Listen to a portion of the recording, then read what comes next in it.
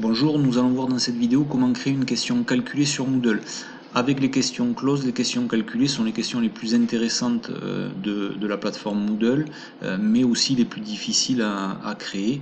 Ces questions calculées, c'est des questions dans lesquelles l'élève va devoir faire un calcul pour répondre à la question posée, et on va pouvoir faire varier des paramètres numériques afin que d'une tentative à l'autre, le résultat attendu ne soit pas toujours le même. Donc, comme pour toutes les questions, vous choisissez la catégorie dans laquelle vous voulez créer la question, vous lui donnez un nom, vous écrivez le texte de la question, et ici vous voyez qu'on va demander à l'élève de calculer la fréquence d'un signal périodique connaissant sa période. La période n'a pas été donnée par une valeur chiffrée, mais par un mot entre accolades. C'est ce mot-là qui va faire office de valeur chiffrée variable. Donc la période est donnée ici en millisecondes. En rouge, on précise que le résultat sera donné avec son unité. On laisse la note par défaut égale à 1. Dans le feedback général, on écrit la solution. Toujours pareil avec donc, ce langage LaTeX qui apparaît quand on utilise l'éditeur d'équations. Et ensuite, dans le cadre réponse, on va écrire la réponse attendue. Alors ici, la réponse attendue, c'est 1 divisé par la période convertie en secondes, puisque la période est donnée en millisecondes. Donc vous voyez qu'on reprend le période entre accolades et on ne reprend pas une valeur chiffrée, puisque cette période va varier d'une tentative à l'autre. Par contre, on pense bien à convertir en secondes la période pour avoir une fréquence en Hertz. La note est de 100%. On peut mettre une tolérance ici de 1, puisqu'on va attendre une valeur de période qui sera arrondie à l'unité en fonction, on le verra tout à l'heure, de l'amplitude que l'on va choisir pour faire varier les valeurs de la période. Et donc on choisit une tolérance nominale. Privilégiez tout le temps la tolérance nominale, c'est celle qui vous amènera le moins d'erreurs. Ici, en fonction de ce qu'on va choisir comme valeur de période, on va avoir donc une fréquence que l'élève devra arrondir à l'unité, donc on choisit un affichage de la réponse avec 0 décimale. Les chiffres significatifs, Moodle les gère très mal. Il les gère bien que quand vous avez des valeurs plus petites que 1, c'est-à-dire en 10 puissance moins quelque chose. Là, il arrive à gérer les chiffres significatifs correctement. En réponse 2, j'ai choisi de donner une réponse avec la période non convertie, c'est-à-dire directement ici en millisecondes, 1 sur période. Par contre, comme l'élève fait le bon calcul mais oublie de convertir, j'y affecte une note uniquement de 50%. Il trouvera là une fréquence au millième, c'est pour ça que je mets une tolérance nominale au millième à 0,001 et je demande un affichage de la réponse avec 2 chiffres significatifs, puisque là Moodle va pouvoir les gérer vu qu'on va avoir des résultats inférieurs à 1. Je ne reviens pas sur les indices, c'est exactement pareil que dans les questions précédentes. Ici j'ai créé 2 indices. Une fois que tout ça est créé, et on peut cliquer sur enregistrer pour passer à la deuxième feuille de création de la question.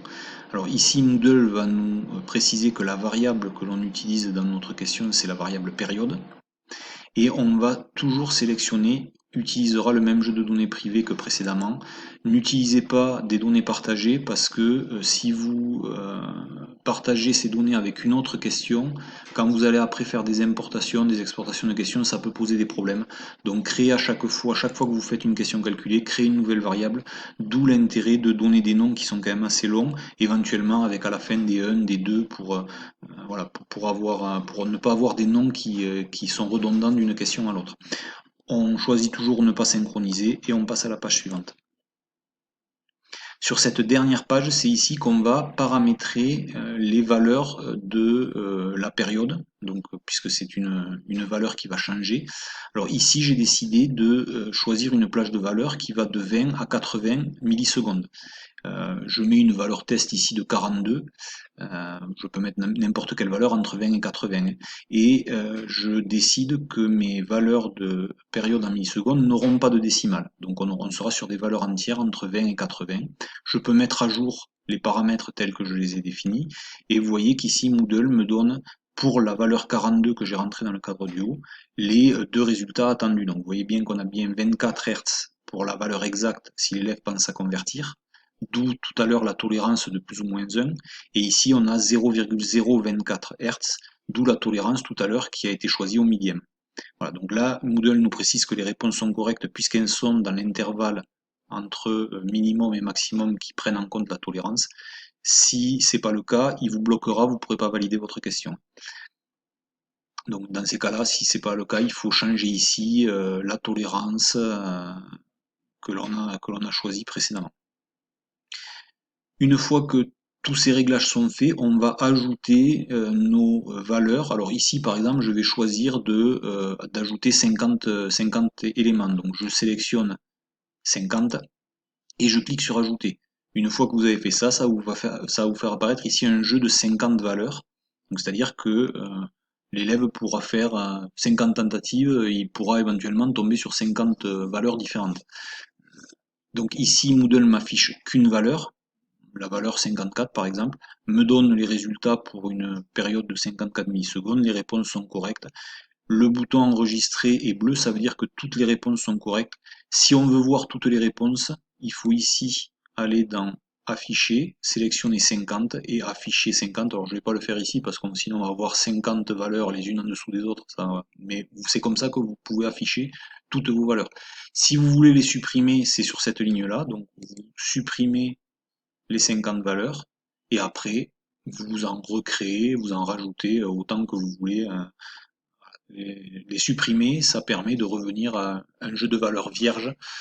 Éventuellement, si on s'est trompé, on peut les supprimer. Par contre, quand on ajoute, on pense à ici se mettre sur régénération forcée des variables pour vraiment bien effacer les premières variables incorrectes qu'on avait créées. Voilà, quand tout ça c'est fait, quand vous avez créé votre jeu de 50, 100 variables, vous pouvez en ajouter autant que vous voulez. Alors des fois, Moodle crée des valeurs redondantes, mais bon, ça, on n'y peut rien, on peut les modifier manuellement, mais bon, quand on crée 50 grandeurs, même s'il y en a 3 ou 4 qui sont redondantes, c'est pas très gênant. On clique sur enregistrer et la question est créée. Donc ici, on va aller dans l'aperçu. Voilà. Donc vous avez une valeur qui est donnée là à 54 millisecondes, donc l'élève va devoir calculer la période. Alors je ne vais pas le faire ici, il donne le résultat, il vérifie, si c'est faux, il a l'indice qui apparaît, le premier, puis après le deuxième, si c'est juste, il a la solution avec la réponse correcte. Je vais fermer cet aperçu et je vais refaire un aperçu. Là, on est passé à une valeur de 79, donc vous voyez qu'on a bien des valeurs qui changent d'une tentative à l'autre.